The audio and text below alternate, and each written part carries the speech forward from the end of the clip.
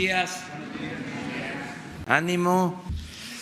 Bueno, vamos a tratar el tema de los aranceles a las estructuras de acero y al tomate, las medidas que está tomando el gobierno de Estados Unidos acerca de estos productos. Ayer hablábamos de que se trata de situaciones muy especiales que no tenían una relación estrecha con el tratado y con la decisión que habían tomado de establecer aranceles hace algún tiempo por la cuestión migratoria, que esto era de otro orden. Y en efecto, en la reunión de ayer que tuvieron el secretario de Relaciones Exteriores, la secretaria de Economía y nuestro representante en Estados Unidos para asuntos del tratado, se aclaró eso, se dejó de manifiesto que es de otra naturaleza el tema de estos aranceles al acero y al tomate que se produce en nuestro país. Pero ellos van a explicarlo bien. Como es un tema importantísimo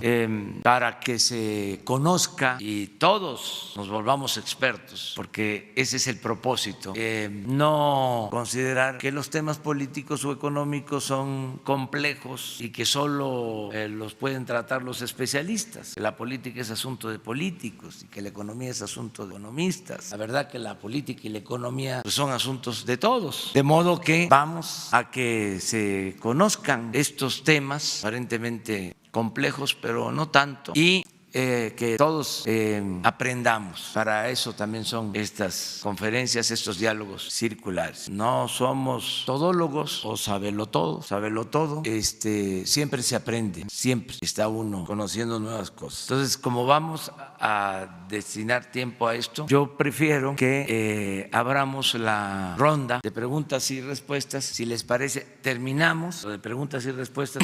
Deben haber algunos temas que quieran saber sobre nuestra opinión, y luego ya vamos a lo estructural, si les parece, al fondo. Ya se quedaría Marcelo y Graciela y Jesús ya están aquí acompañando. Entonces vamos a empezar con la ronda. Empezamos por acá, de izquierda. Pues como dice usted, presidente, pues los temas. Presidente, ayer sobre esta carta que escribió el secretario Ursúa, queremos que usted le ponga nombres, porque él volvió a poner sobre la mesa, digamos, estas diferencias que tenía con su gobierno. Usted ha hablado siempre de transparencia y de que hay que hacer la vida pública cada vez más pública, y queremos que usted le ponga nombres. ¿Quiénes son estas personas a las que se refiere Ursúa, que toman decisiones sin sustento, sin evidencia, sin el cuidado de los efectos, que hacen imposiciones de funcionarios, que son personajes influyentes que motivan imposiciones? ¿Quiénes son, presidente? Mire, en un gobierno democrático y en un gobierno que tiene como propósito transformar al país, siempre existen diferencias, discrepancias. Si se tratara de gobiernos conservadores, de mantener el statu quo, de no llevar a cabo cambios, pues la vida sería muy plana, nunca sucederían cosas. Así es la historia política de México. En las tres transformaciones pues han habido muchos movimientos, inclusive las tres transformaciones que se han llevado a cabo se han hecho por la vía armada, ha habido violencia. Nosotros estamos llevando a cabo una transformación de manera pacífica, sin violencia, la cuarta transformación. Pero eso no significa que no haya movimientos o discrepancias. Hay reajustes. Nosotros estamos comprometidos a cambiar la política económica antipopular, entreguista. Lo planteamos. La gente, considero, votó por nosotros, pero también votó para que se modificara la política económica, que resultó un fracaso, que benefició a una minoría y empobreció a la mayoría del pueblo, lo que ya hemos dicho y vamos a seguir sosteniendo. Entonces, pues es un proceso de transformación, hasta podríamos decir que se trata de una ruptura. Y he dicho que no es un simple cambio de gobierno, es un cambio de régimen. Entonces, esto lleva pues a que haya puntos de vista, discrepancias, que se produzcan incluso enfrentamientos al interior del mismo gobierno, del mismo grupo. ¿Ruptura interna? No tanto, sino diferencias. Ya, lo importante es que el gobierno continúa su marcha sin problema, porque ya no somos nosotros los fundamentales, no somos los hombres los más importantes, las mujeres, sino es el proceso de transformación que está echado a andar. He dicho que antes de que termine este año queremos dejar sentadas las bases para la transformación y vamos deprisa, y no nos vamos a detener, los cambios van. Entonces es mejor acostumbrarnos y entender el contexto, las circunstancias de cambios que se van a seguir dando. Incluso pueden haber hasta otras renuncias. Yo nada más les pongo de ejemplo, por eso es importante la historia, guardadas todas las proporciones, son otros momentos, desde luego. El presidente Juárez, en los 14 años que gobernó, en circunstancias muy difíciles, porque tuvo que peregrinar por el país, defender la República, creo que llevó a cabo como 30 cambios en la Secretaría de Hacienda. O sea, cambió 30 veces de secretario de Hacienda. Francisco Villa fue 6 meses gobernador de Chihuahua, hizo cosas importantes en 6 meses. Uno de los mejores gobernadores que ha tenido Tabasco, el general Francisco J. Mújica, no era tabasqueño, era michoacán, es el revolucionario mexicano que más admiro. Estuvo creo que 10 meses de gobernador, es una obra extraordinaria. Entonces, estamos en eso.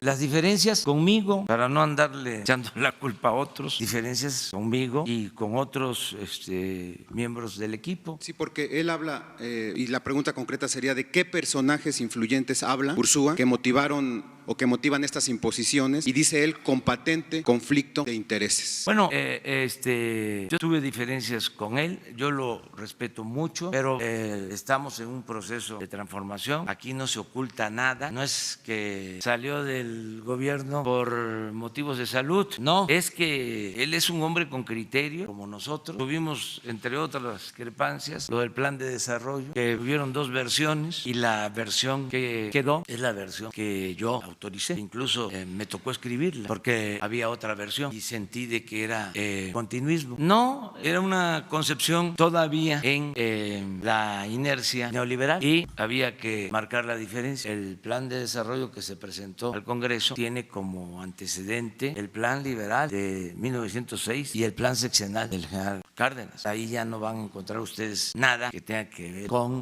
los términos propios de la política neoliberal. Ahí se habla de que los problemas de México tienen que ver con la corrupción, con la impunidad, se habla del saqueo a la nación, se habla de que no vamos a continuar con la política privatizadora, otras cosas. Entonces, en eso había diferencias. Lo otro, también discrepancias en el manejo de la banca de desarrollo. Yo le encargué a Alfonso Romo que ayudara en la coordinación para el funcionamiento de la banca de desarrollo y no había en esto acuerdo, o sea, había diferencias entre ellos notorias. Entonces uno de los personajes es Romo. Sí, seguramente, eso era algo evidente, tenían diferencias y con otras áreas. ¿Buenrostro, presidente? ¿Raquel Buenrostro? No, fíjense que eso no, Raquel no. Raquel tiene discrepancias porque a ella le toca aplicar la política de austeridad. Imagínense, se tomó la decisión para poner orden y no permitir la corrupción en compras de gobierno. Se tomó la decisión de centralizar las compras de gobierno en la Oficialía Mayor de la Secretaría de Hacienda. Entonces, ¿quién está ahí? Raquel, que es una mujer extraordinaria, honesta y que yo respaldo, porque está sometida a fuertes presiones, porque pues era la compra de las medicinas, estamos hablando de eso, la compra del papel, la compra de los alimentos, la compra de los combustibles. El gobierno en su conjunto compra $1 billón al año. Entonces, di a conocer hace unos 8 días en el Zócalo que llevamos de ahorros, y apenas va a la mitad del año, llevamos 113,000 millones de pesos. Entonces, la que está a cargo de que se cumpla este propósito es Raquel Buenrostro, y la meta es ahorrarnos 200,000 millones de pesos. Entonces, por eso a ella, pues, la ven con malos ojos, porque es la que tiene la responsabilidad de llevar a cabo las compras y de establecer las condiciones para la contratación de servicios. No lo pueden hacer las dependencias. Por ejemplo, el papel para los libros no estuvo a cargo del responsable administrativo de la Secretaría de Educación Pública, sino de la oficial mayor de Hacienda. Todo esto lo explico pues, para que se tengan todos los elementos. Entonces, no es diferencias o no había diferencias con Raquel.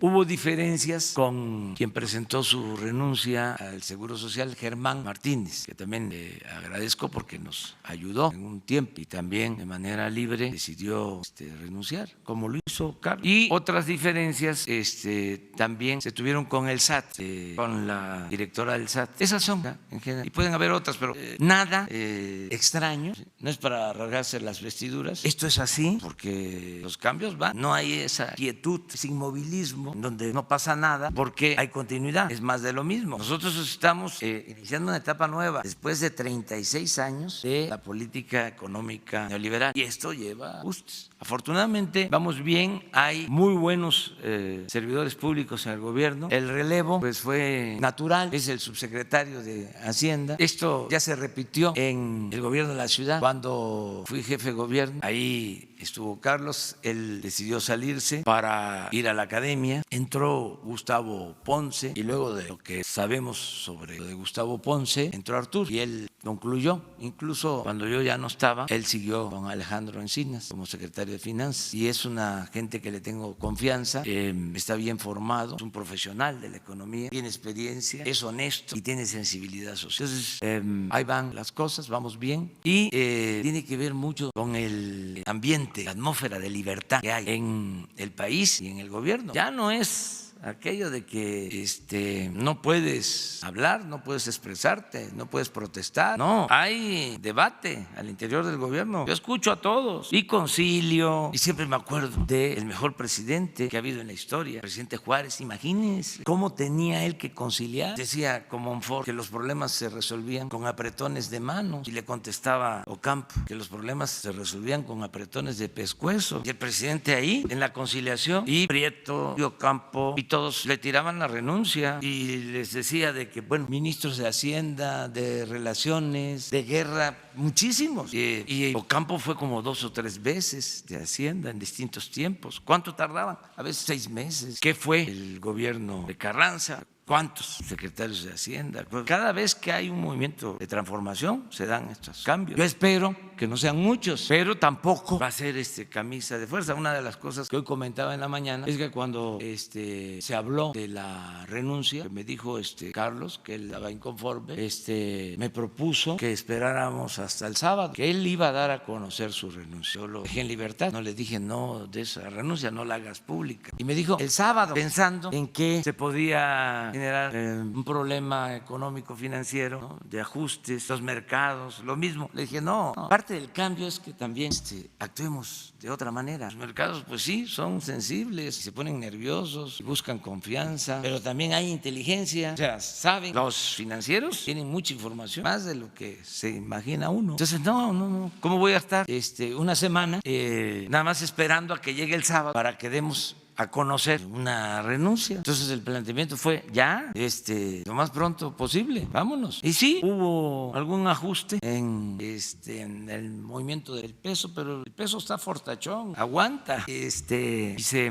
recuperó y se va a seguir recuperando, porque tenemos finanzas públicas sanas, porque tenemos buena recaudación, porque hay un manejo del presupuesto ordenado, no hay más gasto de lo que ingresa. No tenemos déficit, no está creciendo la deuda, no hay inflación, al contrario, ha bajado la inflación. Entonces estamos bien y continúan los programas de bienestar. Entonces podemos llevar a cabo la transformación y vamos muy bien. Ayer hablaba yo precisamente de que no habían sobresaltos, problemas mayores.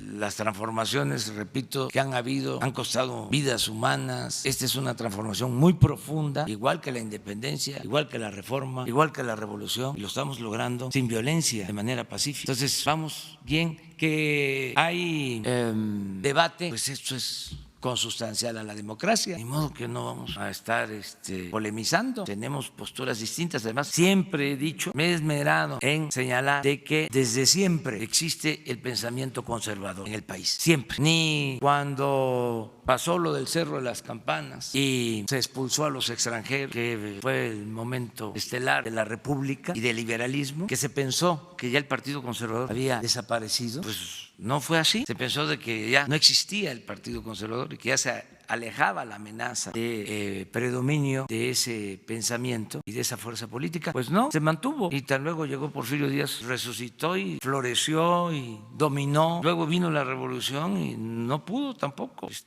la revolución arrancar el pensamiento conservador. Eso siempre va a existir y qué bien, porque pues eso es parte de la democracia, de la diversidad, de la pluralidad, de las libertades. Entonces nada más es tenerlo claro y no estar pensando de que pues es la sociedad perfecta, que todos pensamos de la misma manera y que hay un pensamiento único. No, acostumbrarnos a que tiene que haber debate y tiene que haber discrepancias y nada más garantizar el derecho a disentir y garantizar las libertades que son sagradas y no enojarnos, irnos acostumbrando que esto va a pasar. Buenos días, presidente. Montserrat Sánchez, de Reporte Índigo. Insistir en esta renuncia del secretario Carlos Ursúa, si esto no contradice a su discurso de austeridad y de cero conflicto de interés, a lo que él está denunciando, si no va en contra de la idea de la cuarta transformación, porque el pueblo no solo votó por usted, sino que también votó por un gabinete, y ver que este gabinete se está desintegrando, ¿qué mensaje le está mandando a la ciudadanía? Y si puede asegurar que no va a haber desestabilización en los mercados ni fracturas en las finanzas públicas. Nada, eso pues es notorio, en el internet se informa sobre eso. Hay que ver cómo está el peso, hay que ver cómo están las variables macroeconómicas. ¿Y la renuncia no contradice su discurso al señalar conflicto para de nada, interés y para posible nada. nepotismo? No, al contrario, es reafirmar de que van los cambios hacia adelante, a pesar de las discrepancias o con la diversidad, con el derecho a no estar de acuerdo en todo. Los cambios van. Buenos días, Alberto Rodríguez de CP Noticias. Pero bueno, en esta carta sí se habla de un conflicto de interés, que hay un colaborador del gobierno en franco conflicto de interés y es una denuncia hecha por una persona que es de su confianza. En este sentido, lo mínimo que se puede pensar es que existe corrupción de alguna persona dentro del gobierno y eso ya está denunciado en una carta que salió ayer. ¿No tendría usted, por congruencia, que investigarlo y en su caso castigar este conflicto de interés, que cuando menos es corrupción y a lo más podría ser delitos? No existe. Entonces está desmintiendo usted a Carlos Ursúa. No, es que él tiene el derecho de expresarse y de manifestarse, pero no hay corrupción. Pero ese señalamiento, ¿no le merece a usted una investigación interna? No, porque no existe ninguna prueba, ningún hecho. Hay diferencias, les hablaba yo de lo de la banca de desarrollo, pero no hay un crédito de la banca de desarrollo otorgado a una empresa, a un familiar de un funcionario. A ver, para aclarar, y esto ayuda mucho. La banca de desarrollo en el periodo neoliberal se utilizaba para favorecer a los allegados al gobierno. Una vez aquí hablé de que el crédito para la planta de polietileno en el gobierno de Calderón, porque si ya estamos metidos en estas honduras, vamos a hablar con claridad. El crédito a Odebrecht se lo dio la banca de desarrollo en el gobierno de Calderón. Bueno, el crédito para la compra de las plantas de fertilizantes que vendió el señor Ancira también fue un crédito de la banca de desarrollo en el gobierno pasado. Eso ya no sucede en este gobierno, ni sucederá. ¿Qué otra cosa podría ser motivo de corrupción o de nepotismo? El que se condonaran impuestos a empresas o a personas cercanas a los gobernantes, como sucedía en los gobiernos pasados. Como se padece a veces de amnesia, voy a estar recordando de vez en cuando, a ver si mañana recordamos cuánto se condonaba de impuestos a los de mero arriba que no pagaban. Estamos hablando de miles de millones de pesos. Eso se terminó. Entonces, no existe nada de eso. Sí, habían problemas en cuanto a la concepción sobre el manejo de la banca de desarrollo, incluso de los nombramientos del director de Nacional Financiera, que Carlos no estaba de acuerdo con ese nombramiento. Pero de ahí a que se dieran créditos para beneficio de empresas o de personas, no es que habían diferencias, pues no sé. No sé, eso se lo tendrían que preguntar a él. ¿A usted nunca le mencionó que había algún funcionario en conflicto de interés? No, las diferencias con Alfonso Romo, pero yo no veo que exista conflicto de interés. O sea, pero respeto, si esa fue una de sus inconformidades, respeto su punto de vista. Además que yo no lo comparto. Y además, pues yo estoy pendiente de todos. Bueno, estoy pendiente de mi familia, que no di a conocer un memorándum en donde no se acepta el influyentismo, el nepotismo, la corrupción de familiares, de mi esposa, de mis hijos. porque la gente votó por nosotros o decidió a favor de nosotros para que acabáramos con la corrupción. Ese es el mandato que tengo y lo voy a cumplir. Entonces, cero tolerancia a la corrupción. Imagínense que a estas alturas termine yo de tapadera o de alcahuete, que pierda yo mi autoridad moral, que es lo que estimo más importante en mi vida, que por eso no han podido destruirme políticamente hablando. Entonces podrá ser muy mi amigo, mi compañero de lucha de hace años, inclusive un hijo, mi esposa, pero no voy a permitir la corrupción, no la voy a permitir, sea quien sea. Entonces por eso pues tengo mi conciencia tranquila, puedo salir a decir pues, esto que estamos ahora comentando. ¿Se acuerdan la carta de renuncia de Germán Martín? Pues el destinatario era Ursúa, y aquí son los destinatarios de Ursúa, son otros, pero es así esto, Romo y yo mismo les estoy diciendo. ¿Qué pasa? Pues que hay respeto, ¿sí? Yo respeto mucho a Carlos, pero tenemos diferencias, o sea, tuvimos diferencias. Les hablaba yo del plan de desarrollo. Imagínense lo que es eso, que me presentan un plan de desarrollo y lo veo y desde mi punto de vista, o sea, no reflejaba el cambio. Era como si lo hubiese hecho Carstens o Mit, con todo respeto, pues me fue, o sea, que es tan buena persona, la verdad. Lo digo seriamente. Mit es una muy buena persona y también el Carstens. Pero tenemos concepciones distintas. O sea, nosotros siempre los cuestionamos, siempre estuvimos en contra de la política neoliberal. Son proyectos distintos y contrapuestos y no engañamos a nadie. Ustedes ven mis textos, ven mis libros, ahí está el cuestionamiento a la política neoliberal. Entonces yo no puedo aceptar nada que signifique más de lo mismo. O sea, no puedo aceptar algo en lo que no creo, porque ni siquiera es un asunto técnico, es un asunto que tiene que ver con el juicio práctico. ¿Cómo voy yo a estar apostando a estas alturas, después del desastre de la política neoliberal? Voy a seguir con lo mismo. Allá quienes defiendan ese dogma, allá ellos. No, lo que pasa es que hay una atmósfera, estoy hablando de un cambio. ¿Qué pasa cuando se cae la Unión Soviética? Imagínense quienes se forman en esa manera de pensar, con esas ideas, pues es lo mismo. Ya no vamos a seguir con la política neoliberal. Y no es fácil porque fueron 36 años. ¿Qué pasaba en el gobierno? ¿De dónde eran los servidores públicos? ¿De qué escuelas? Todos de escuelas que defendían ese pensamiento, esa política económica. Hasta hace poco en el Banco de México, con todo respeto a su autonomía, con todo respeto, creo que de 7 vicegobernadores, 1 era de la UNAM y eso abogado, 6 de una de las escuelas más famosas de los últimos tiempos. Y Hacienda fundida, llena de profesionales de esas escuelas. Pues está bien, porque ellos estaban aplicando una política. La gente quiso un cambio y nosotros lo estamos llevando a cabo y ya pues vamos a que participen otros profesionistas, no solo de una corriente de pensamiento, eso es todo. Hola, presidente. Una pregunta. Arturo Herrera llega a Hacienda. ¿Habrá cambios en lo que tiene que ver con la banca de desarrollo para que pueda trabajar? No va a haber ningún cambio. No, continúa lo mismo. Los mismos. Sí, esto fue una discrepancia, ya lo expliqué en qué términos. Tiene que ver también con el carácter. Cada quien tiene su carácter. Yo celebro mucho eso. En Carlos, en Germán, el decir no, lo celebro. Porque ¿cómo era antes? Era siempre decir sí, sí señor. ¿Qué horas son? Las que usted diga que sean, señor. Las que usted quiera que sean. Siempre es el sí señor y el sí, sí, sí, sí. Nadie decía no. Yo una de las cosas que me siento más orgulloso en mi vida es que estaba en Tabasco en 1983 y hubo una propuesta de democratizar al PRI. Yo venía de trabajar en las comunidades indígenas y se llegó a la conclusión de que yo podía llevar a cabo la democratización del PRI. Luego entendí que eso era muy difícil. ¿Estaba echado a perder o qué?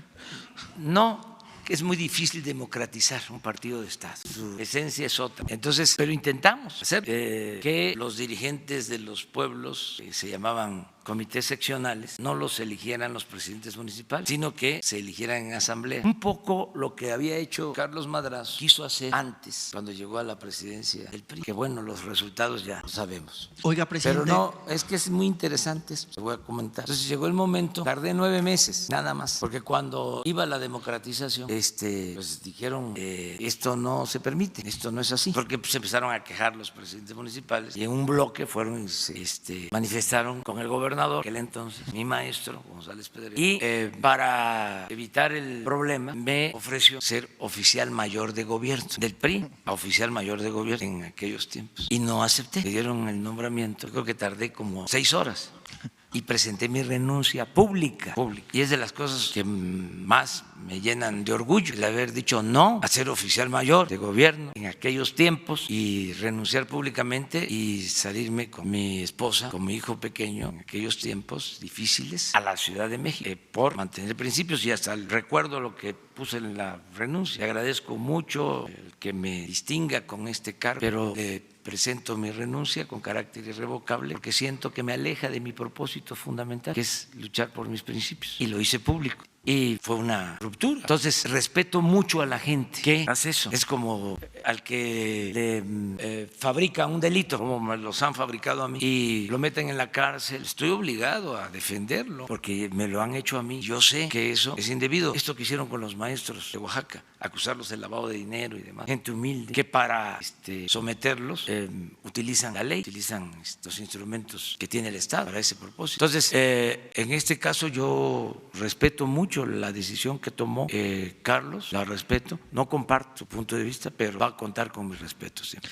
Oiga, Arturo Herrera le va a poder decir que no, incluyendo alguna de sus obras prioritarias. Hay que recordar que Arturo Herrera había dicho, pues la refinería de Dos Bocas hay que pensarla más, tardarnos un poco más. ¿Qué pasa cuando el titular de Hacienda le diga, no, presidente, no se puede? Lo convenzo. ¿Lo va a convencer? Sí, lo convenzo. Sí, fíjese que tengo manera de convencer. Tengo argumentos. ¿Le va a apretar el pescuezo o qué? No. Es fácil de convencer que hace falta la refinería de Dos Bocas. No solo porque dependemos de la compra de gasolinas, sino porque tenemos que ser independientes para no estar a expensas de intereses hegemónicos. La refinería de Dos Bocas no solo va a producir gasolina, nos va a permitir ser más libres, más independientes. Con la llegada de Arturo Herrera no se va a someter a ninguna revisión de sus obras los programas ya prioritarias. están aprobados. Hay un plan de desarrollo aprobado por el Poder Legislativo. ¿Quieren saber hacia dónde vamos? Lean el programa de desarrollo, que por cierto ahora con más razón lo vamos a editar y lo vamos a distribuir, si se puede, casa por casa, para que todos conozcan cuál es el proyecto de nación, el nuevo proyecto de nación. Porque algunos dicen, ya no es neoliberalismo. ¿Y qué es? Ahora, ¿qué es lo que se va a llevar a la práctica? Pues no es nada más de acuñar el título. Yo podría decir libertad, justicia, democracia, honestidad, soberanía. ¿Cómo lo resumo? Puedo decir progreso con justicia. ¿Cuál es el modelo? Crecimiento con bienestar. O sea, es cosa de buscar el título, pero ya no es lo mismo. Y lo conceptual, lo fundamental está en el documento, en el plan de desarrollo. Oiga, y en este cambio de régimen, ¿cómo decirle a los empresarios, cómo decirle a los inversionistas que México es tierra fértil y que hay confianza para poder invertir en el país? No hay que decir, lo saben, son muy inteligentes. Por eso están invirtiendo, por eso México tiene la confianza de inversionistas extranjeros y desde luego tiene la confianza de empresarios nacionales. Ya no quiero parecer propagandista, antes se le llamaba a la publicidad propaganda, uno de los cambios que la propaganda se suponía que tenía que ver más con las ideas y la publicidad más con los productos. Bueno, propaganda o publicidad, no quiero repetir o ser retórico, mucho menos seguir la máxima, el consejo de Goebbels de que una mentira que se repite muchas veces se puede convertir en verdad, pero esto no es mentira, no debo de repetir tanto, no nos debemos de repetir tanto. Pero el peso, nuestra moneda, es la moneda que más se ha fortalecido en todo este año en comparación con el dólar. En el mundo, me gustaría que de repente se informara sobre esto. Ayer se dieron a conocer los índices de inflación. Aparecieron allá en la página 29 de la sección C de los periódicos. Muy poquito. En cambio, la rebelión de la Policía Federal, la crisis en el gabinete, la crisis en el gobierno. No, 8 columnas, comentarios, no los he visto, ya los tengo que ver porque es mi trabajo, pero deben de estar los periódicos llenos, las columnas. Hagan el ejercicio. Hoy pongan en una mesa todos los periódicos y cuenten las columnas. Por eso había un periodista que el maestro Reyes Razo seguramente conoció, extraordinario, un escritor, Rodolfo Fepeñ, que tenía una columna, se llamaba Contracolumna, por ese periodismo pues que se practicaba y que se sigue practicando. Pero no hay ninguna falta de información a inversionistas, están muy bien informados. Les explico pues que no tuvimos que esperar al sábado, ¿sí? No hubo necesidad del sabadazo. Sí saben lo que es el sabadazo. Es que uno da por entendido de que se saben estas cosas, pero como uno pertenece a generaciones pasadas, pues y a veces los jóvenes ya. El otro día publiqué una foto con Marcos, con el hijo Cárdenas, con doña Rosario, en Guadalupe Tepeyac, hace 25 años. Después me quedé pensando, hace 25 años, pues muchos jóvenes que están saliendo de las universidades apenas estaban naciendo, estaban por nacer. Entonces, a veces es importante, ¿no?, rescatar episodios. O sea, hay muchos jóvenes que pueden saber sobre lo que significó el gobierno de Salinas, si ya tiene tiempo, pero si no se sabe cómo se tomaron las decisiones políticas en ese entonces, no se va a entender lo que está pasando ahora. Entonces, cuando hablo de sabadazo, es que antes se utilizaba para llevar a cabo una represalia el fin de semana, que era días de descanso. Entonces, cuando menos se tenía que estar ahí la persona todo el fin de semana, si era la cárcel o era prisión. Por eso viene lo del sabadazo. Es lo mismo como los mercados, viernes a las 3 de la tarde cierran los mercados. Si se da una noticia en la tarde del viernes o el sábado, da tiempo a que se estabilicen las cosas. Pero ahora no hace falta eso. No hay que actuar con imprudencia, pero ya no hay lo del sabadazo. Es la transparencia. Ahora lo importante es decir la verdad y que haya transparencia y hacer la vida pública cada vez más pública. Gracias. ¿De acuerdo? ¿Ustedes tres? Gracias, buenos días a todos. Presidente, con base en todo lo que nos ha compartido esta mañana, me gustaría saber si el nuevo secretario de Hacienda va a poder nombrar o renombrar a todos sus colaboradores. ¿Tiene ese margen de maniobra si lo tiene Arturo Herrera y si lo tenía Carlos Ursúa? ¿Él nombró a todos sus colaboradores? O por eso habla de las imposiciones y el influyentismo. Eso por un lado. Por el otro, usted habla de que pudiera haber más renuncias. Habla incluso, utilizó el concepto de revolución, ¿no? Poniendo en reseñas históricas todos los cambios que hicieron Benito Juárez, en fin, Francisco Villa, todo esto. ¿Hay más renuncias? ¿Vienen más renuncias? ¿Ya se las presentaron? No, no me han presentado ninguna más, pero pueden venir. Es que así es esto. Este es un gobierno de mujeres y de hombres libres. Entonces, de repente alguien dice, no estoy de acuerdo con el rumbo del gobierno, o me cansé, o me están ofreciendo otro cargo en la iniciativa privada. O sea, y pueden seguirse dando. Lo que sí quiero dejar en claro es que no se va a mover en nada la forma de hacer política y la decisión que tenemos de acabar con la corrupción y con la impunidad. Y agrego que vamos a atender a todos, a escuchar a todos, a respetar a todos, pero la preferencia se le va a seguir dando siempre a los necesitados, a los pobres. Por el bien de todos, primero los pobres. Y en ese sentido, ¿Herrera va a mantener a todo el equipo? Sí, porque son buenos servidores públicos. Acerca de tu pregunta, ¿a quién nombró Carlos? Pues a Arturo, él lo nombró. En el caso del SAT y por ejemplo el caso y él nombró de a la subsecretaria de egresos. En el caso del SAT yo propuse a Margarita, porque es una mujer inteligente, honesta, y es un área que nos importa muchísimo, porque si algo había era que se concedían privilegios fiscales. Ese era uno de los signos, una de las expresiones más claras y descaradas de la corrupción, de los influyentes, de los que no perdían ni siquiera su respetabilidad. Por eso mañana voy a poner aquí en la pantalla lo de la condonación de impuestos, porque parece que pasó de noche. ¿Cuánto se condonaba de impuestos? A muy pocos. Esto en otras partes podría ser motivo de un escándalo, de cómo se obligaba a todos a pagar impuestos, menos a los potentados, a los influyentes. Es un escándalo. Eso no pasa en ningún lugar del mundo. Entonces se terminó con esto y resulta que no se dio a conocer lo suficiente. Entonces por eso vamos a repetir. Y Arturo tiene toda la libertad, tiene toda mi confianza para hacer su trabajo. Es muy buen economista, estudioso. Viene de una familia forjada en el esfuerzo, también progresista, su familia. Su padre médico fue secretario secretario de Salud en el gobierno de Hidalgo, perdió la vida en una avioneta, en un traslado a Huejutla, a la Huasteca hidalguense, lo más apartado. Su mamá, una mujer con convicciones, sus hermanos, es egresado de la Metropolitana, que es una muy buena universidad, y tiene maestría en el Colegio de México y está en trámite su título de doctor en una universidad de Nueva York. Trabajó en el Banco Mundial, antes fue secretario de Finanzas en el gobierno de la ciudad. En fin, es una gente muy preparada y le tengo toda la confianza. En el mismo tema y en otro, Germán Martínez evalúa a Ursúa, Ursúa lo evalúa a usted.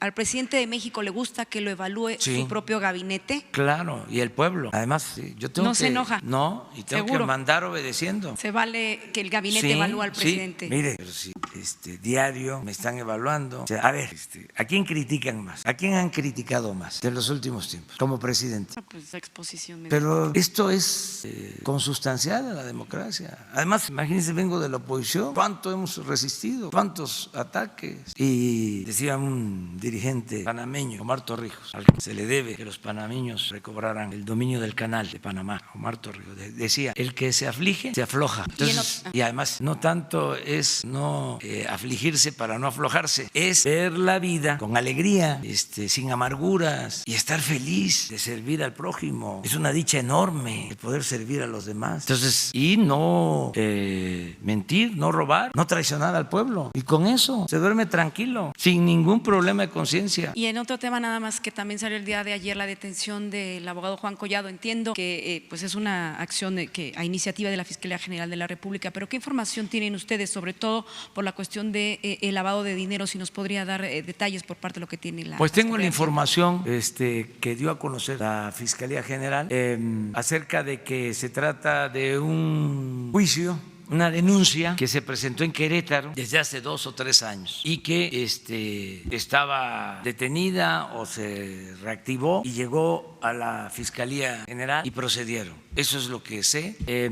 Se trata de un asunto de fraude o algún delito de ese tipo. Y les recuerdo también que eso, como dicen los abogados, ya que andamos en este terreno, hay que andar leyendo el artículo. Les recuerdo que la Fiscalía es autónoma. Sí, por eso. Eso fue un cambio también que pasó de noche, pero es un cambio de fondo. Además, era una demanda, incluso de los conservadores, Sí, por eso porque querían tener un fiscal autónomo promovido por la llamada sociedad civil. Es decir, seguir con lo mismo como cuando crearon lo de el Instituto de la Transparencia, o sea, en autonomías ficticias para seguir protegiendo a los grupos de intereses creados. Entonces nosotros decidimos dar autonomía, apenas llegamos, autonomía a la Fiscalía. Eso fue un cambio. Entonces yo me enteré ayer de este tema.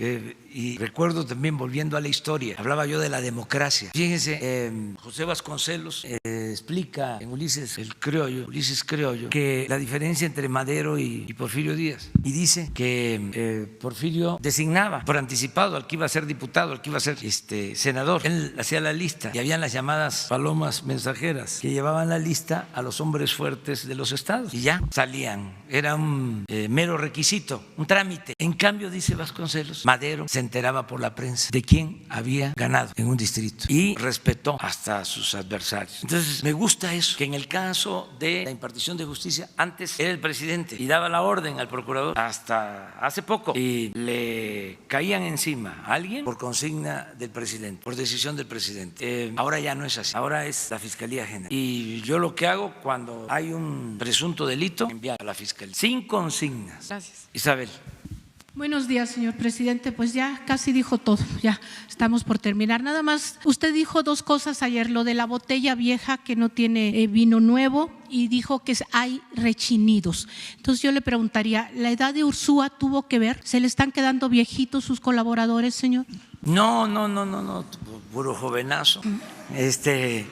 Mira, Isabel, lo de la edad es más que nada un estado de ánimo. A eso me refiero. Un estado de ánimo. ¿Sí? Entonces, la gente mayor, que merece todo el respeto, está muy animada. ¿Sí? Entonces, y los jóvenes, igual o más. Hay mucho entusiasmo en el pueblo. Hablo de vino nuevo porque es otra política y ya no se puede meter vino nuevo en botellas viejas. Es bíblico porque no es religioso, es la historia de la humanidad. Entonces, no se puede llevar a cabo una nueva política con los mismos esquemas de la política neoliberal, tecnocrática. Y eso cambia completamente. Y no es fácil, porque es un asunto de colonización mental. Son 36 años. Entonces lleva tiempo. Cuando les hablaba del plan de desarrollo, de estas diferencias, se pensaba que era hasta ilegal que yo hablara de saqueo, de minoría rapaz. ¿Cómo en un plan de desarrollo se van a poner esos términos, esos conceptos? Se van a usar esas palabras. Eso no es un plan de desarrollo, porque había un esquema. Ahora tengo que presentar el informe. Lo mismo, no va a ser igual. Claro que vamos a presentar los anexos técnicos y demostrar todo lo que estamos diciendo, pero el texto lo voy a hacer, lo voy a escribir. Señor, y en cuanto a los rechinidos, ¿podemos esperar despidos? Porque ya dijo que renuncias sí va a haber, pero despidos. No. Me refiero que rechina porque creo que hay hasta una canción veracruzana, así, un son, rechine, seguirá rechinando. Porque tenemos el mandato de cambiar, tenemos la convicción de que debe de haber un cambio verdadero, tenemos la voluntad de hacerlo y tenemos el aplomo para llevarlo a cabo, es decir, la firmeza. Entonces, aunque rechine, eso es todo, eso es una expresión. O sea, pueden haber discrepancias, cuestionamientos, críticas, pero la cuarta va y vamos bien, vamos muy bien. Ya le estamos quitando mucho tiempo. Miren, por respeto a los secretarios, Marcelo ha hecho un trabajo extraordinario de primera como secretario de Relaciones Exteriores. Estoy, pues,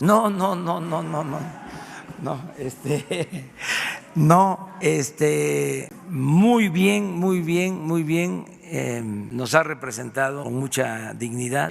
Graciela, lo mismo, extraordinaria secretaria de Economía. Jesús Seade es un experto en esta materia. No hay en otro gobierno del mundo, quizá, para no ser tan tajante, un servidor público con tanta experiencia en negociaciones económicas y comerciales como Jesús. Entonces, son de primera. Entonces, por respeto a ellos, pues ya me tengo que ir. Muchas gracias. Adiós.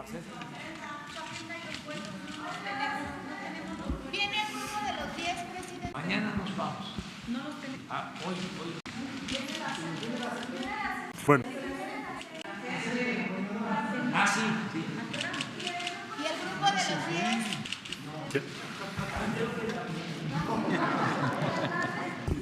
Bueno, buenos días a todas, a todos. Nos pidió el señor presidente que preparáramos un informe, una explicación respecto a la naturaleza y alcances del tema reciente de algunas disposiciones relativas al acero y a los tomates. Solo decir muy brevemente, porque ya el tiempo va en contra nuestra, que hay que tomar en cuenta en primer lugar que Estados Unidos es la economía más grande del mundo todavía y México es el principal socio de los Estados Unidos. Dicho de otro modo, tenemos una relación económica que es, o podríamos calificar como de las más grandes del mundo, más intensas, pero también más grandes del mundo en volumen, en complejidad, entre dos países. Y por lo tanto no es de extrañar que haya diferendos comerciales y económicos permanentemente. Es más, podría decir que los diferendos que tenemos con Estados Unidos, si bien son relevantes, por supuesto, califican a la relación como una relación muy buena en términos comerciales si ustedes lo comparan con los diferendos o procedimientos antidumping en Europa o en otras regiones del mundo. Le voy a ceder el uso de la palabra a la doctora Graciela Márquez, que va a explicar esto que acabo de sintetizar de esta forma y después, pues si ustedes así lo desean, contestamos algunas de las dudas que hubiese. Muy buenos días a todos. Sé que seguramente tienen agendas ya complicadas porque son 8:27 de la mañana. Trataré de ser sintética, aun cuando la intención del presidente al invitarnos esta mañana a dialogar con ustedes era precisamente aclarar algunos puntos que consideramos importantes por razones que señalaré a continuación y que tienen que ver con los aranceles.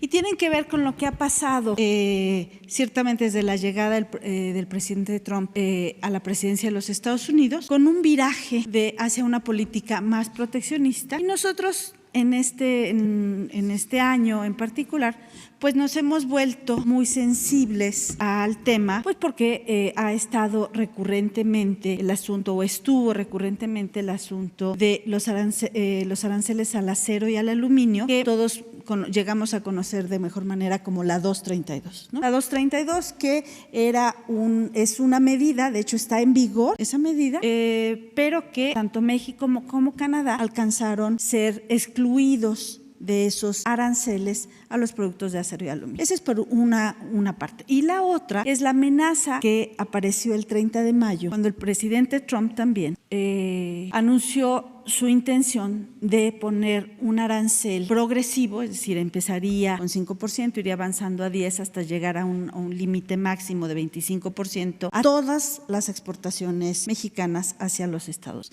Entonces, esto nos ha hecho estar muy sensibles al tema de aranceles, ¿no? Y además, pues para en alguna forma, para suerte de todos nosotros, se ha incorporado en el lenguaje cotidiano, pues el arancel, la disputa, y creo que por eso vale la pena hoy detenernos en lo que se anunció el lunes pasado. El lunes pasado el Departamento de Comercio anunció que iniciaría un procedimiento o continuaría con un procedimiento en curso. Y esto en referencia a lo que dice el canciller. Esta relación tan compleja, tan amplia, de gran profundidad con los estados entre México y los Estados Unidos hace que es de tal tamaño el intercambio comercial que hay mecanismos para solucionar algunas de las diferencias existentes. Y entre ellas están las investigaciones por prácticas comerciales desleales. Estas prácticas comerciales desleales las hacen cada Secretaría de Economía, Departamento de Comercio. Nosotros en la Secretaría de Economía tenemos la unidad de prácticas comerciales internacionales que se encarga precisamente de eso. Si una empresa mexicana dice yo me siento afectado porque llegan productos de país X, para no personalizar, del país X, y esos productos en ese país X se están vendiendo más caros de lo que lo quieren vender en el país, es que están tratando de llegar al país con una práctica comercial desleal. Y se inicia una investigación. El lunes entonces el Departamento de Comercio de Estados Unidos anuncia el tema o hace público, porque nosotros ya lo sabíamos desde febrero, hace público que va a poner unos derechos de manera provisional a productos de acero estructural. ¿Qué quiere decir esto? Son vigas, tubos, viguetas y otros productos similares, y se da a conocer. Coincidentemente ese día, por recomendación del trabajo de la UPSI, yo firmé también la imposición de aranceles de parte de México a otros 3 productos. Unos venían de Rusia, unos venían de Brasil y unos de China. Eso no significa que estamos en guerra comercial ni con Rusia, ni con Brasil, ni con China, sino que las investigaciones de la Unidad de Prácticas Comerciales determinó que había daño y que teníamos que imponer unos aranceles para compensar eso que era una práctica desleal. Es lo mismo que está ocurriendo en este caso. En febrero se anunció el inicio de investigación. En este caso no es por vender más barato, sino por subvenciones, o nosotros lo conocemos mejor como subsidios, ¿no? Que hay subsidios, se está subsidiando esa producción y al momento de llegar al mercado norteamericano, entonces va a ser más barato relativamente, pero de manera injusta. Entonces el Departamento de Estado inicia un procedimiento de investigación. Esto es habitual, entonces, como les decía. Nosotros tenemos contratado un despacho en los Estados Unidos para dar seguimiento a esto. La Secretaría de Hacienda tiene este despacho y le da seguimiento. De febrero a la fecha asistimos a audiencias, a reuniones, a aclaraciones, juntas, contestamos cuestionarios durante todos estos meses. En mi reunión bilateral con el secretario Ross durante el CEO Dialogue en Mérida, Yucatán, uno de los temas que toqué con él era el de la investigación en curso sobre acero estructural. Lo mismo ocurrió el día 30 de mayo que me reuní con él el día 3 de junio, disculpen, que me reuní con él en Washington, en la capital de los Estados Unidos. Asimismo, en llamadas de trabajo que tenemos cotidianamente, tanto desde a nivel de los titulares del secretario Ross y mi persona, también la subsecretaria de Comercio Exterior se ha encargado de dar seguimiento y entra en comunicación con su contraparte en los Estados Unidos. Entonces, acero estructural no tiene nada que ver con 232. 232 está fundamentada en una legislación distinta, donde se argumentaba que México atentaba contra la seguridad nacional de los Estados Unidos. Eso lo resolvimos en mayo. Tampoco tiene nada que ver con la amenaza de aranceles a todas las exportaciones mexicanas. E insisto, los aranceles son de manera preliminar porque no ha terminado la investigación. Las empresas que están sujetas a esta investigación tendrán que dar más información, tendrán que ver si efectivamente lo que los Estados Unidos está considerando un subsidio inapropiado, eso no es, y hay una ruta para ello. El 19 de noviembre, entonces, el Departamento de Comercio debe decir si hay o no este tipo de subvenciones.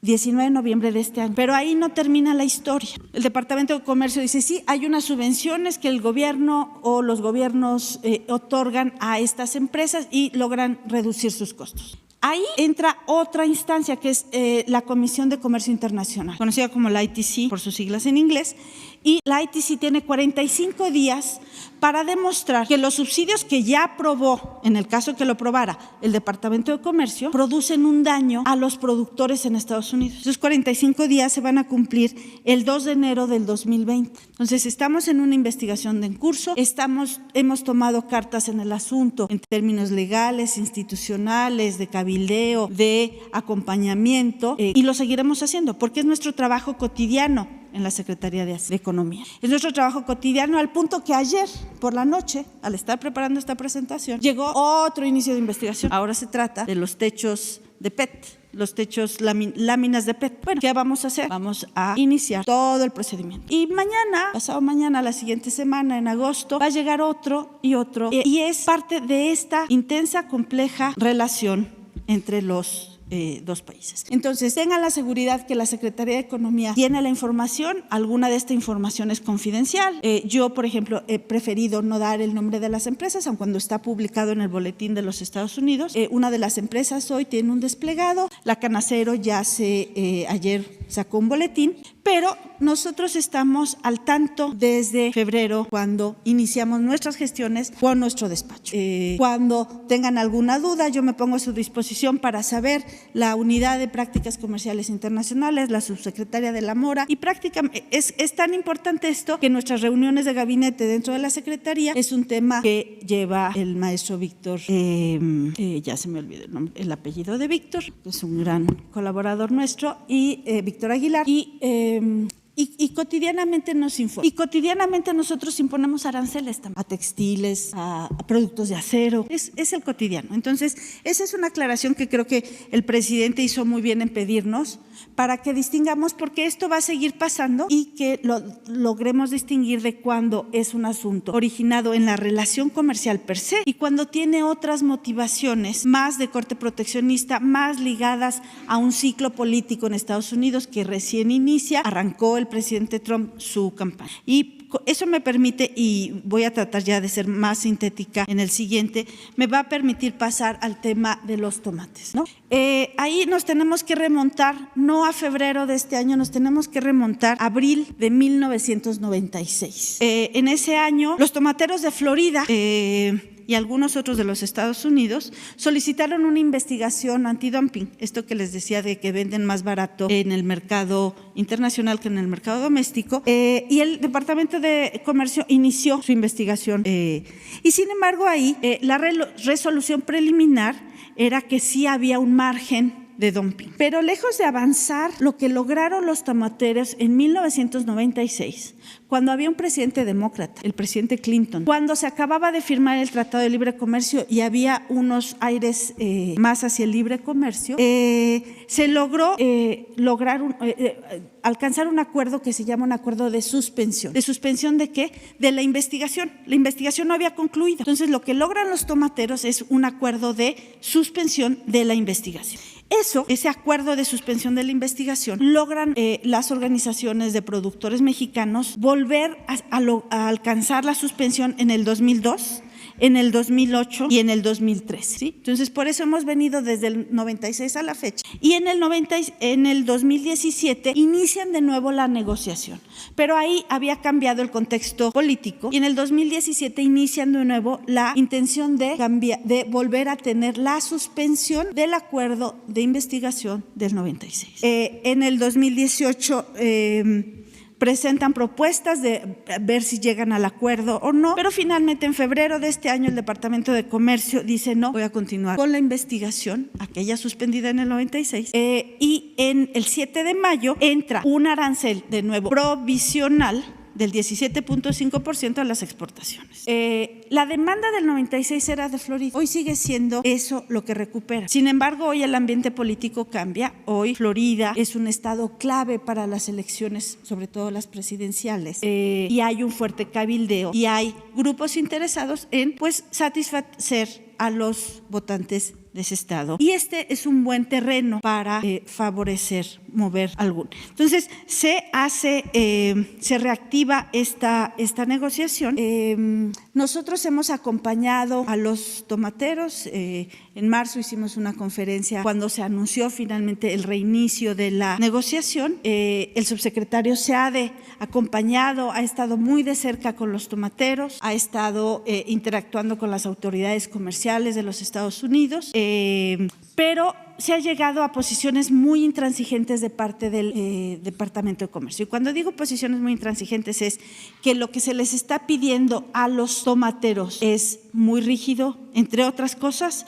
está una revisión del 100% a los embarques de tomate en frontera y un plazo de hasta 72 horas, entre otras cosas y otras rigideces. Esta rigidez pues demuestra que hay otras motivaciones. De nuevo, yo mencioné el caso en las mismas reuniones, en las mismas llamadas que tengo con el secretario Ross, excepto en Salvador, que fui a buscar una cita, pero de ahí en más, en todas las reuniones y todas las llamadas que tengo, mencionamos todo lo que traemos en agenda en esta relación. Y el del tomate es otra.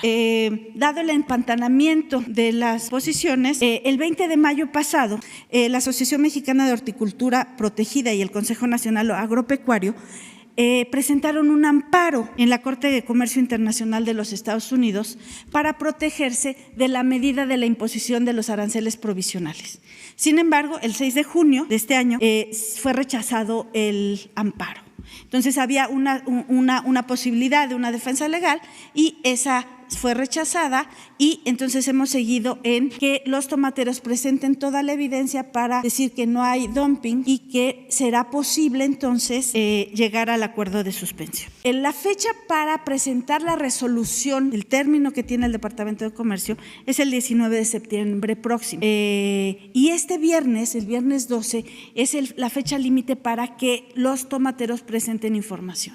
Yo he pedido una llamada una vez más con el secretario Ross. Están en las oficinas poniéndose de acuerdo si es hoy en la tarde o mañana por la mañana para decir por qué la rigidez, cómo es que podemos ayudar a destrabar y alentar un acuerdo que lleve a lo que pues ha venido ocurriendo en los últimos años. ¿Y por qué es importante? La exportación de los tomates es el tercer producto agrícola de exportación de México, después de la cerveza y del aguacate. 1 de cada 2 tomates que consumen en los Estados Unidos son de origen mexicano. Entonces, el pico de gallo sí es muy mexicano, o el guacamole que llegaba, jitomate.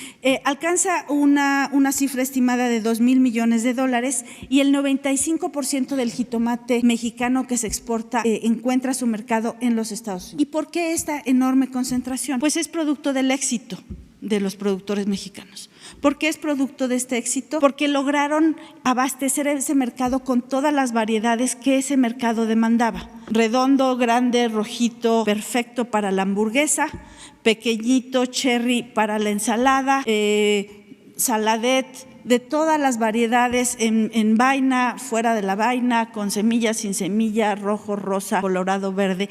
Y entonces se fue especializando muchas de las áreas de producción en el país. Realmente es un producto de exportación, nos importa mucho, no solamente en términos del esfuerzo productivo que se hizo para la diversificación dentro de la misma producción, sino también porque da empleo directo a más de 400,000 trabajadores agrícolas en 17 entidades federativas y tiene unos empleos indirectos que alcanzan el 1,000,000 de personas. Entonces sí importa, y por eso también no solamente estamos siguiendo la estrategia externa, ¿no?, la de la negociación, las llamadas con Ross, el seguimiento de la Secretaría, sino también la parte interna. Esta semana nos vamos a reunir a instancias del canciller, conciliamos una reunión con el secretario Villalobos, de manera que es qué podemos hacer internamente con nuestros productores que están siendo acompañados en la la negociación internacional, pero también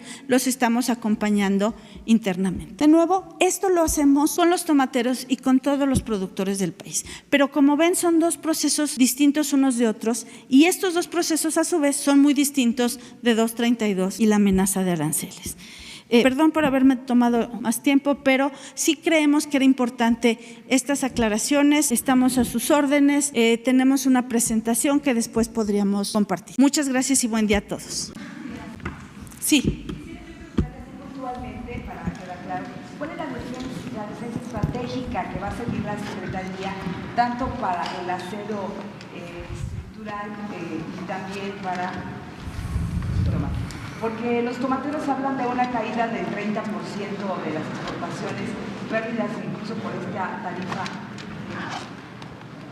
Más de 400 millones de dólares al año. En fin, son dos situaciones distintas, pero lo que no tienen claro… Pero yo le escucho, Lo que no tienen claro es cuál es la defensa, o sea, la defensa tanto del acero como de los tomateros. Pues me extraña que no la tengan porque hablamos cotidianamente con ellos. Pues sí. A ver, el acero lo sacó muy puntual y me extraña mucho justamente porque el 4 de febrero estábamos con nuestro despacho en la defensa del sector. Creo que lo que quisieran a lo mejor sería que lo pusiéramos en los medios, pero muchas de estas son investigaciones en curso, debemos ser muy cuidadosos. Y luego, justamente como es una investigación, si uno revela su estrategia, pierde parte de ello. ¿Qué fue lo que pasó en 232? En 232 todo el mundo me preguntaba, secretaria, ¿cuándo nos va a decir qué va a hacer en 232? Pues nunca, porque fue justamente lo que fuimos haciendo, fuimos construyendo la estrategia, la fuimos consultando, la fuimos midiendo, fuimos tocando las fibras de distintos lugares hasta que logramos que nuestra postura, nuestra digamos, alianza estratégica con Canadá diera resultado. Pero nunca la expresamos abiertamente, a veces la compartimos con algunos sectores claros. ¿Cuál es la estrategia? Lo que sí tiene que quedar claro, y no es que sea oculto ni mucho menos, lo que tiene que quedar claro es que estamos en el tema y que tenemos los instrumentos, el personal y la experiencia para desahogar estos temas. Y aprovechando otra cuestión que tiene que ver con las minas, que es un tema muy recurrente por parte, o era del presidente, ¿habrá una idea de revisar la ley de minas y cómo va esta revisión que está haciendo la Secretaría respecto a 500 concesiones, o no 5,000 concesiones que no todas tendrían por qué cancelarse, pero sí un número importante de esas estaban a punto de finiquitar y bueno, es un porcentaje también importante del Producto Interno Bruto lo que representa esta industria. ¿Cómo va esto? Pues va bien. Me gustaría hablar más de aranceles, pero voy a contestar la pregunta. La revisión era muy importante. Necesitábamos llegar y saber, las concesiones tienen una fecha de caducidad cuando se expiden originalmente, pero también si uno no paga los derechos que le dan el uso o el usufructo de la concesión, también se pierde después de determinado plazo.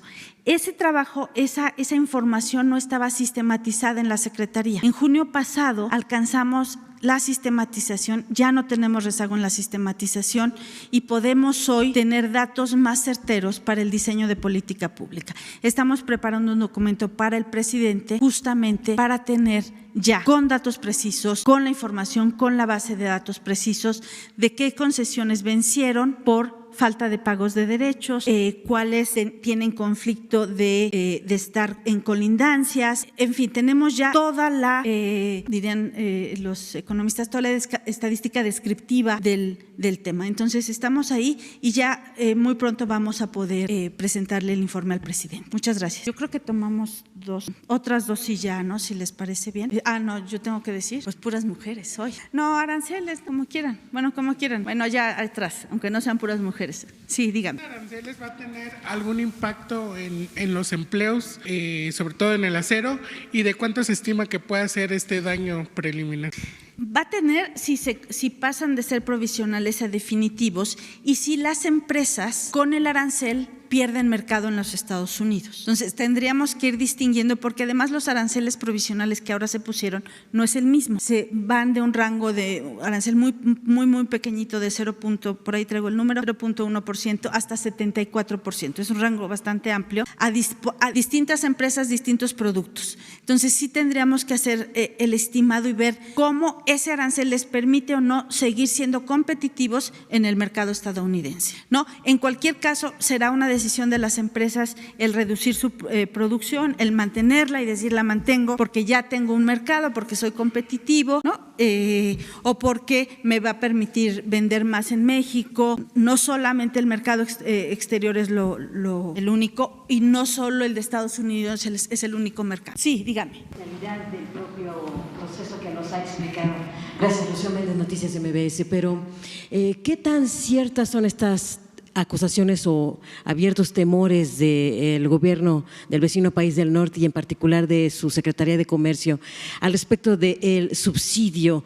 ¿Es de carácter estatal, municipal, federal? ¿De qué estamos hablando en este terreno, secretaria? Estamos hablando de algunas prácticas que nosotros, justamente parte de nuestro trabajo en el caso de aceros estructurales es desvirtuar los programas es desvirtuar cómo se califica a los programas de apoyo. Por ejemplo, están cuestionados el IMEX, ¿no?, que es este programa ya de larga data en la Secretaría. Está cuestionada la depreciación acelerada, ¿no? Entonces, nosotros lo que necesitamos hacer es decir, no, ¿por qué esto no es violatorio? Nosotros presentamos el estudio y hacemos por qué no es violatorio. Nosotros presentamos los argumentos serán tomados en cuenta y podrán respondernos, y ahí estaremos en ida y vuelta.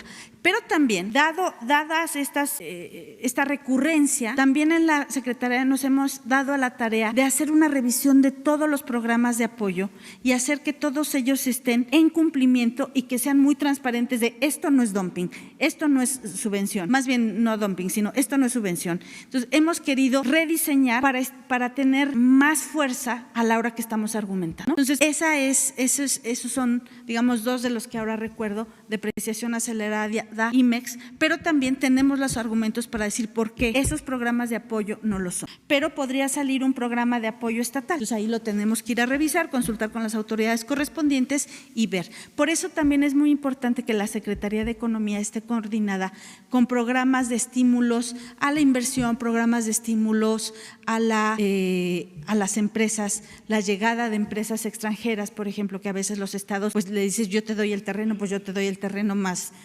le copeteo. Bueno, a veces eso tenemos que ser cuidadosos, que esté en regla, en orden con los tratados internacionales. Una más, y de verdad nos tenemos que ir, una disculpa. Sí. Secretario Marcelo. Por supuesto. Jocelyn Gutiérrez de Político.mx. Secretario, para preguntarle qué tanto se está usando este recurso políticamente hablando de imposición de aranceles y si podemos esperar que pues esta medida aumente.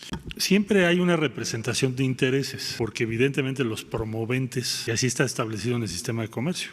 Tú presentas una denuncia antidumping, se tiene que investigar, puede concluir con una sanción, se puede recurrir, etcétera, etcétera, etcétera. Entonces es evidente que en el caso del acero, pues algunos competidores en Estados Unidos les hizo daño alguna presencia de las empresas mexicanas y entonces promovieron esto. Pero no veo, y en el caso del tomate es diferente, en el caso del tomate sí se ve claramente una promoción, especialmente el estado de Florida, como ya lo explicó la doctora Márquez. Vamos a usar todos los instrumentos que la ley nos da en ambos casos, como ya aquí se explicó, para defender los intereses legítimos de los productores o de las empresas de México. Ahora, no esperamos en el corto plazo decisiones políticas de tipo general, que esa es otra cosa distinta, que es como si México de pronto resolviese imponer una tarifa a todos los productos de un país respecto a nuestras importaciones, o lo que vivimos hace unas semanas, un mes, respecto a la posibilidad de tarifas a todo el comercio entre México y Estados Unidos. Si tu pregunta es esa, no estamos esperando que eso ocurra en el corto plazo. Gracias a todos. Sobre la misma línea, secretaria, si nos podría hacer una mención rápida de ¿qué aranceles ha impuesto últimamente México a Estados Unidos o a otros países? Los acaba de dar. Tenemos algunas cuestiones en acero en particular y en general, si quieren les saco un boletín hoy en la tarde exactamente de cuáles son. De verdad, muchas gracias. Y va a estar colgada la presentación en la página de la Secretaría. Gracias a todas, a todos. Gracias.